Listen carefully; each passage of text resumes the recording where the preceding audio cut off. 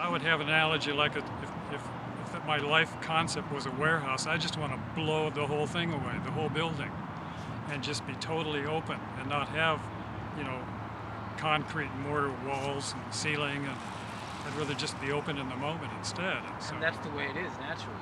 really, it is, you know, because the truth is we are all free in the moment. And the only reason we could ever not be free is because of what we've chosen to believe. Nothing is rational. Like, I can't really explain it. It's like When you're dancing, nothing is rational anymore?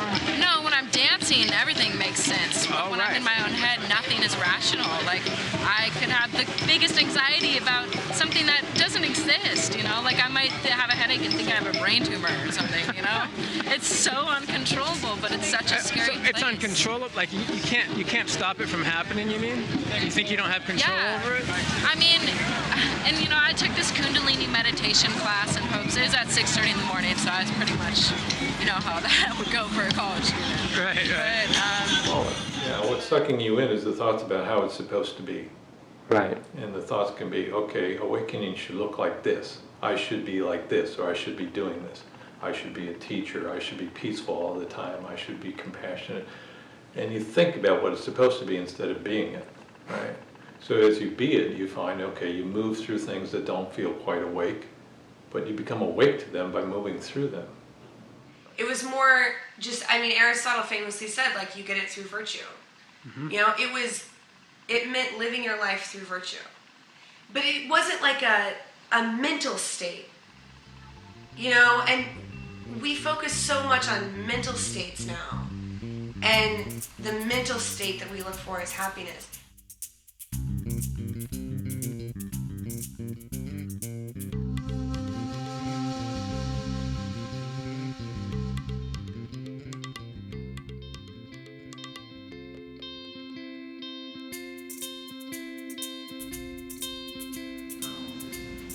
Jung said religion is a defense against God. Very, very interesting. And what he's talking about is, of course, a highly structured religion, one with a lot of rules, one with many steps that someone might need to follow. That creating a certain distance between the person and divinity. The ecstatics, of course, want to collapse that difference. The ecstatics say that we have the capacity to be in contact with what is divine all the time. We can do it ourselves. We don't have to have a priest or a minister or, you know, a sacrament. The Quakers, ecstatics, say ours is a sacramental universe. The whole universe, everything is sacramental. If you believe in everything, you don't believe in anything. So what? If you're a follower of Jesus, then you have to follow Jesus. You can't follow Buddha if you're a Christian. But Jesus, the word "us" is in Jesus. Means I believe in us. I believe in that's humanism. I believe in the good things that we create. I believe in God speaking through us. Yeah, but see, you're a humanist. Like he mentioned, humanism. That's basically you have a religion and it's people, honestly. And so you think it's unfair for us to, because these people are good people, and you know, you're really a humanist. Well, I mean, and that's okay. That's just where you're at. You know, the Beatles. It's like, let's just give love a chance. You know, it's like. Right. Exactly. There we go. Yeah. What right? happened? And excuse me. Right. What happened? Well, drugs came in, and I was in the hippie era thing. Yeah, but that was also during Vietnam. I mean, you know, we're looking at a crazy time. We have to have some sort of. We have to let loose somehow. Yeah. We certainly can't trust the government. I did this. I'm saying I smoked marijuana. Yeah. I lived out on a mining claim in Oregon. Yeah. And I actually grew marijuana and harvested it and gave it to all my neighbors. Sure. And it was awesome and cool and everything until we found out that marijuana has some very bad effects, and it's not God. It's this very subtle deception. It's a deception of the Holy Spirit. If you have the Lord and you worship Him, you can get so high. It's way higher than any of these other things. A sense of wonder for the world can be really unifying. And I think that if only everyone could realize how incredible it is that we're standing here and I'm talking to you. Like, it's phenomenal that... You like Buddhism? Yeah, I love Buddhism. Energy. I love anything that does with the energy. Is my main thing. I don't like the Christianity. I don't like the fact that somebody believes in a higher being. So, you mean what is there a being to believe in then, or what is? No, it's more the fact of you need to take care of the earth if you're going to thrive. Right. We're all practically one conscious mind. Right. So if we all think to a better existence, we'll have that without ruining the earth. The earth is our God, really. You have to surrender, yeah, to believe that there's something greater than you. To believe, I have a friend that believed in evolution. Yeah, we all evolve, fate and free will dance, but evolution, I go, you don't just wake up in the morning because you're awesome. There's something above you, you know what I mean? Above you just meaning greater than you. Yes, so yeah, there has to be a sense of surrender. You have to say, there's something better than me, greater than me. Older than me, wiser than me, above me, maybe below me, I don't know. Well, when I was 13 or 14, I was going to church every Sunday and started getting told that I was born a sinner, and I never bought that, and it never made, even then, and I had hardly any spiritual awareness. It just didn't strike me as being true.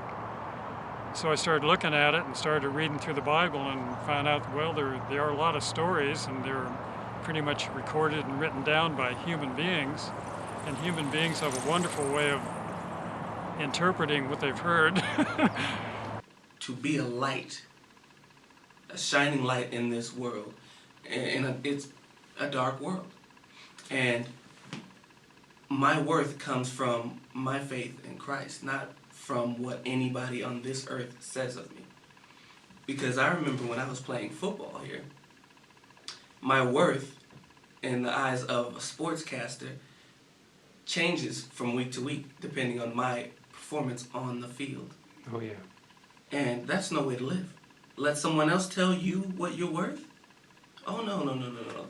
Then one day you can be king of the world and the next day you are chopped liver. And I wonder how it must feel for a Super Bowl champ, especially if they don't repeat. I can become an alien to myself, but I can never become separate from my Creator. But also the Bible teaches that you're separated in your spirit through your sin. Yeah. Because God is holy. And then God provided a way to become connected to Him again, and that way is Jesus Christ. Heard about the Garden of Eden. Yeah. That was the original sin, literally, that separated us from God, and we kind of inherited the DNA of Adam, which is to sin. And we can't really do it without God. I'm sorry, we can't. Where's the proof? I'm sorry, Adam and Eve came from what? Well, that's no. Well, that's a story. Adam and Eve, right, was a story. It was actually a founding point for the entire religion. Up until we found out that if you inbreed that much, you'll die. And then it became a story. Just get back into the garden, I mean, some people need flesh, animal flesh, to survive. Like people of the desert, for instance, they don't have that many resources. Okay, on that note, human beings cause more bloodshed in other species of animals than any other predator in the world. And we call those predators beasts, and we're raising animals for slaughter. If we have the resources to do that, we have the resources to build gardens as big as New York City in every single state where no one goes hungry. Some people say, well, you need protein and omega-3s to survive. Well, there's 4 times more protein in coconut milk than there is in cow's milk. And most people of the world are lactose intolerant, meaning they're allergic to animals' milk. And as far as omega-3s are concerned, there's so many options. Flaxseed oil, for instance, is brimming with omega-3s. So if we're going to kill, then let's do it like the other predators and hunt the animal. Not with a gun, that's unfair, that's dishonest. If we're going to kill, meet the animal eye to eye. Otherwise, get the hell out of Exodus and get back into the garden where we are caretakers of the earth and every being therein. And the fruit of the trees and the herbs of the field are our meat. So long as we are treating animals as if we don't care what they're experiencing. This has a direct correlation on how we treat each other. There's no doubt. It's a Nazi mentality to think, oh, only this lifestyle or only this particular being has a right to live freely in the world. We took the apple from the tree, and I think that set us on a course of always struggling to get back to that place of contentedness. Right. And because we live in a fallen world, we're going to have periods of dismay, and it's our awareness that allows us to get out of that. I don't know why we need to feel guilty. I mean, that's an old Christian understanding, I think. It's not even just Christian. It goes. It's in Judaism. It's in Buddhism. It's just in there. Where was that taken from? Was that, as far as Christians concerned, was that taken from when Jesus said repent? No, the idea of being guilty comes from that story of Adam and Eve. Oh, right. And that's, the very first Genesis 1, the first story of creation. It says God made everything and He made it good. Male and female created them, and it was good. Right. And then Genesis 2 is a whole nother story of Adam and Eve, who it comes out of the mist and eats the apple and becomes a sinner, and it's a whole different God. Right. It's a God who would tempt.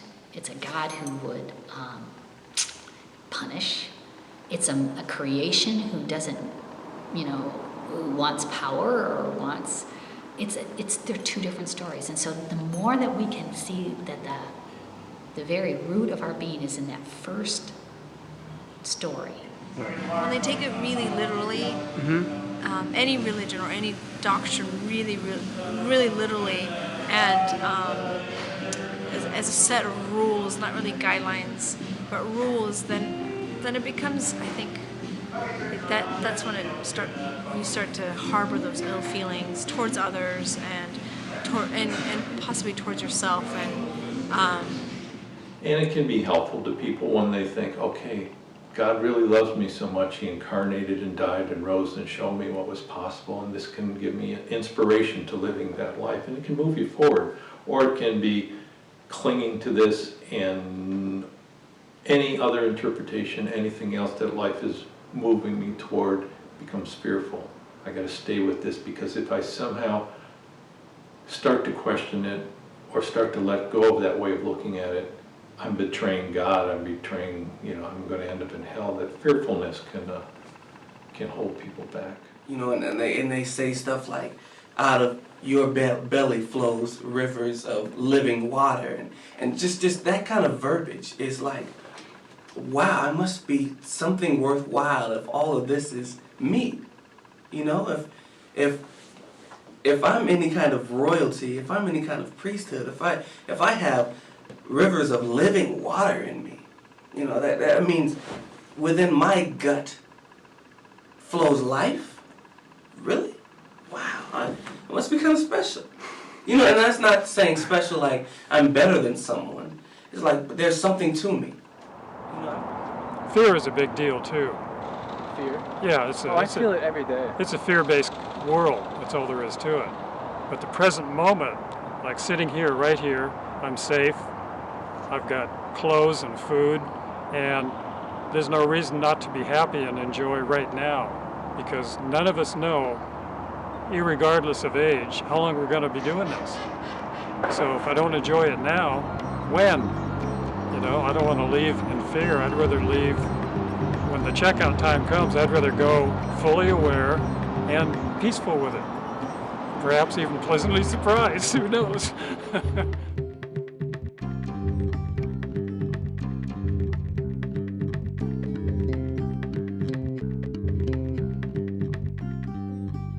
There's a choice. You can either have blind faith or not. When you die, we don't know. No one knows. Right. You can either have blind faith in any okay. you So imagine you're saying you or don't. not. You're saying you don't know. Is what you're saying. Of course I don't know. Okay. Nobody knows. Sometimes people say, "Oh, so and so died of cancer." I don't agree.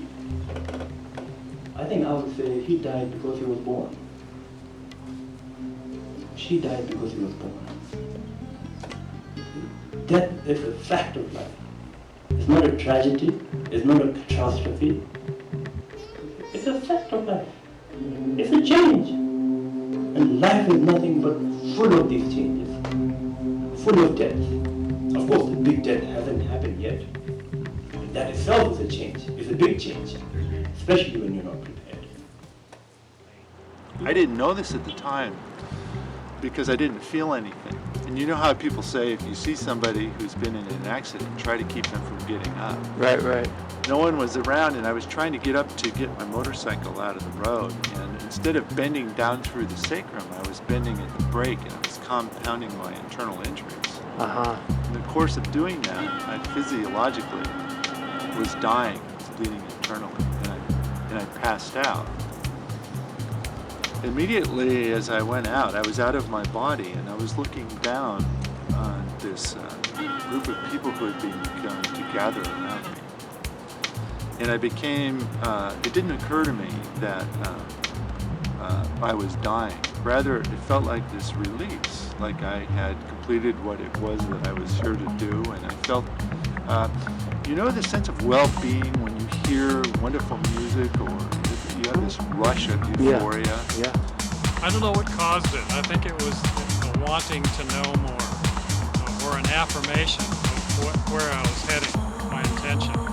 And I was just standing looking out the living room window, the place I was living. And all of a sudden, everything turned to light. You know, the objects out in the yard, the objects around me, my body, everything turned to light. And it was just for a few seconds. And then it came back to, you know, to switch back.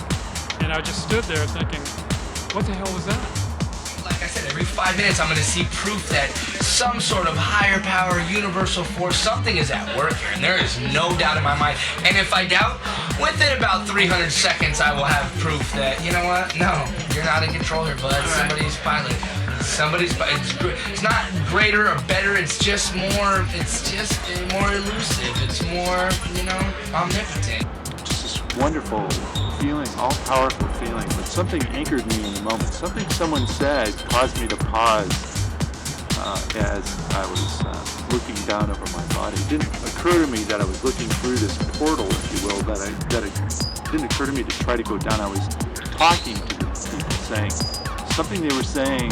They thought the body down on the ground was me, but it wasn't to me. I was not. So you weren't aware that you were outside your body, really? Well, no. What it was even though I had lived 18 years within that body, I didn't acknowledge those 18 years. I felt as if my eternal self was more outside the body than in. That's just too wild for me. And kick back, 6 months from now, get diagnosed with colon cancer. Think about this 72 hours combined time I've spent pining over. Is reincarnation real?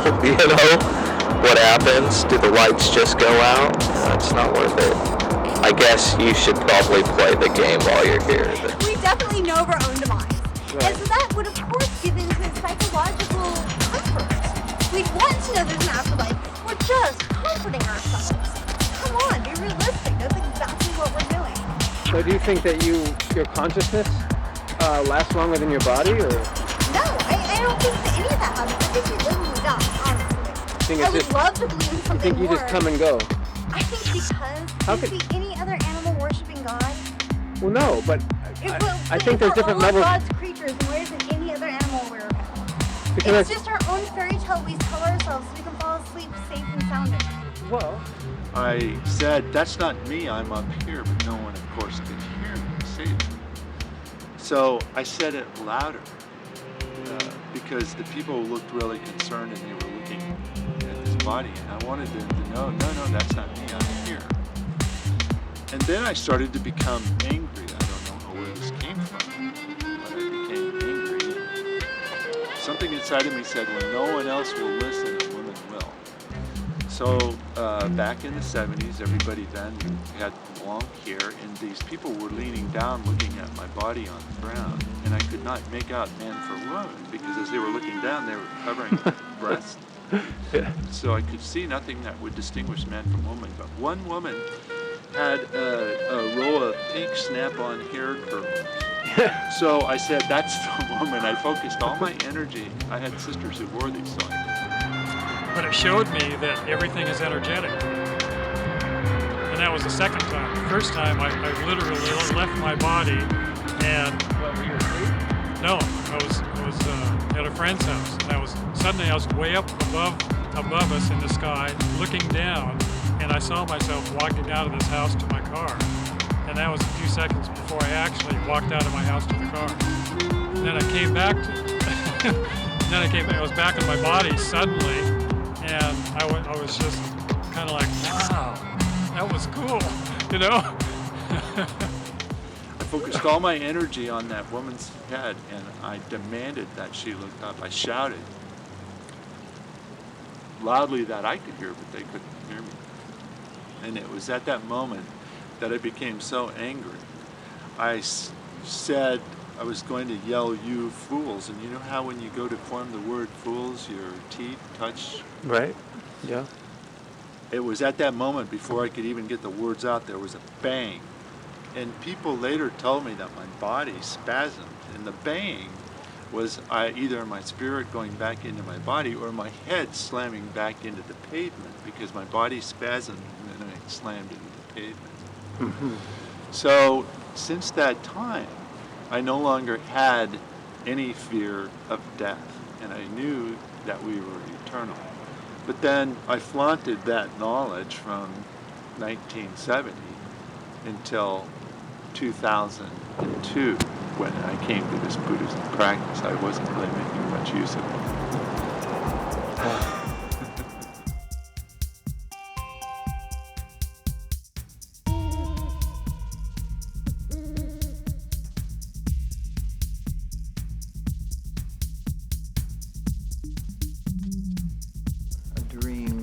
Into the wild awake, what is with us now, what is with us, right here, and it is beautifully wild and vibrant. And I think we do too much to kind of insulate us from the beauty that is around us, the beauty, the terror, that extraordinary energy that is here around us all the time.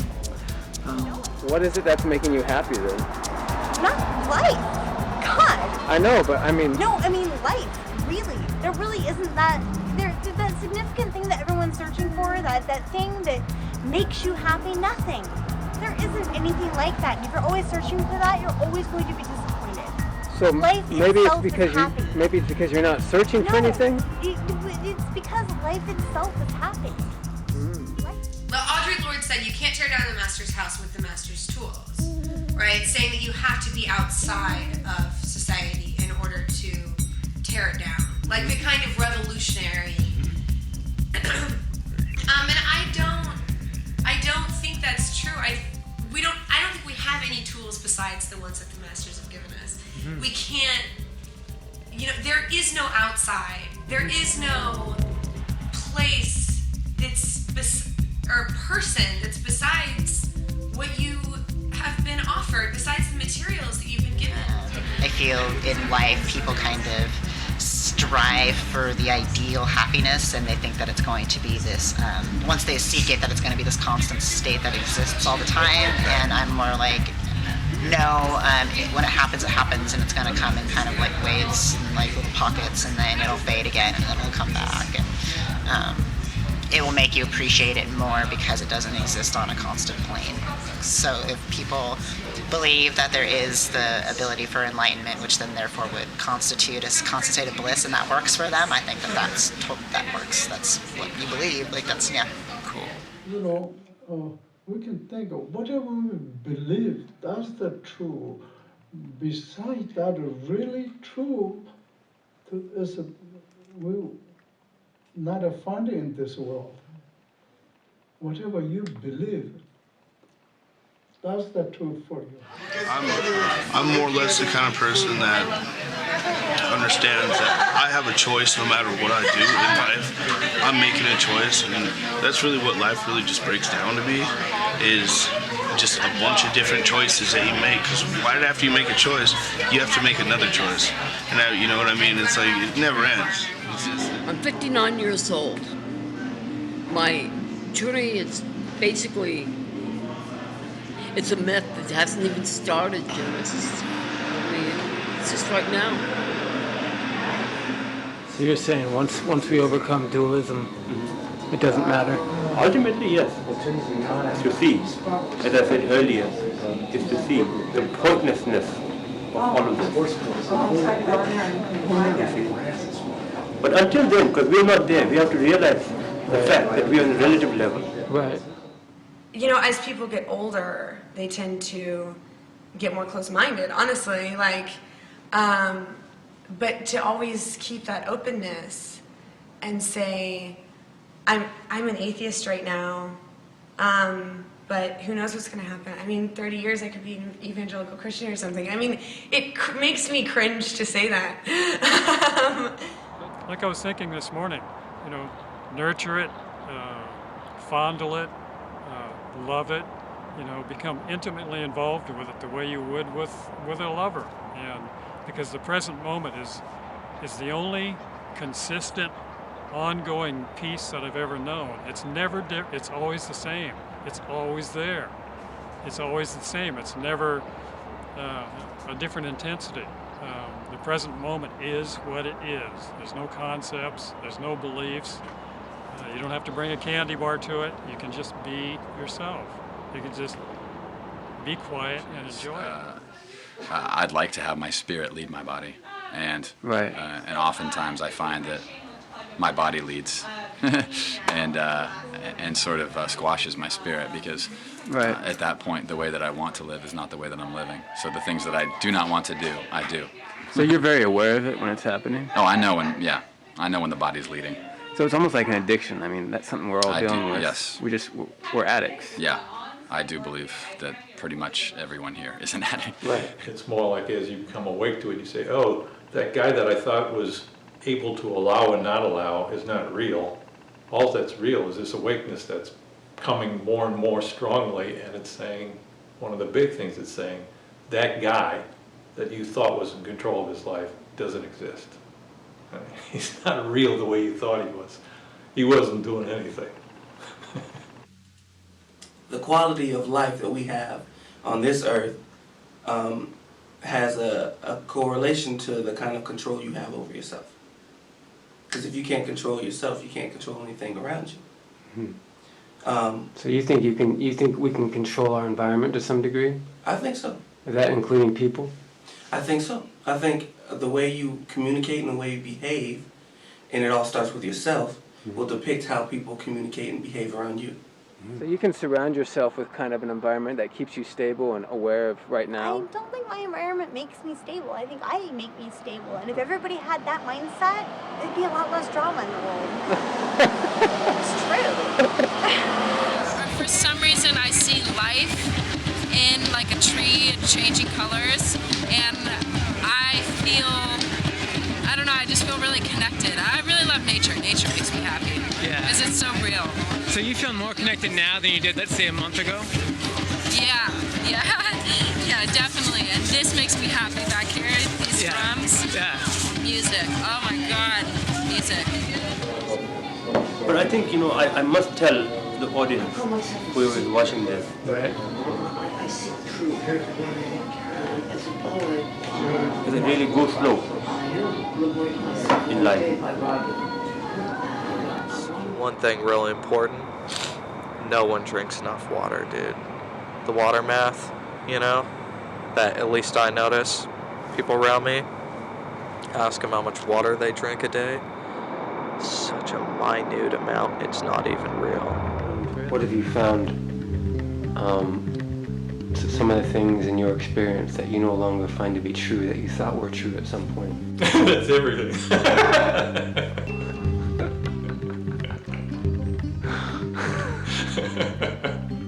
So where are you at? I mean, what is your reality? You don't live out of the mind, That's where all the ideas go, what's true and the beliefs is, it's there in the mind. Right. And conceptually or imaginatively. And the tendency is to live there and to hold on to those things and to think somehow grabbing the right one is going to bring you into truth. This is the wild awake right now. Here, you and me talking. It's like years ago, there was a guy jumping off the San Francisco Bridge, and this cop finally got close to him and caught his arm. Well, the cop was losing his grip, and he was going to go with him until someone grabbed him. And someone asked him, "Why'd you do that? You almost lost your life." He said, "I just had to."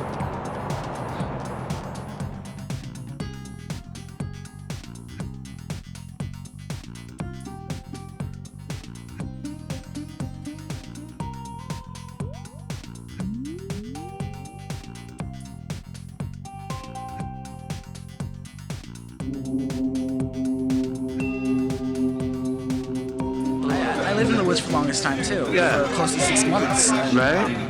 Just outside of Portland areas. And it's nice to have that stability. Yeah, it is. I had a job working on some bikes at a place in Clackamas. Yeah. And I was living in a tent doing all that, but I still wasn't happy. I mean, but the thing is, if we work, I mean, financial stability for me, it really helped. Yeah. Because, you know, I can control my environment to some extent. Yeah, it's what I've been looking for, but I can lock my fucking door. yeah. It's what but I'm looking for that also without having to deal with much currency, like much money. Right. Because it creates just a bad vibe in general that I don't like too much. What, having money? No, it's not just having the money, it's I don't know.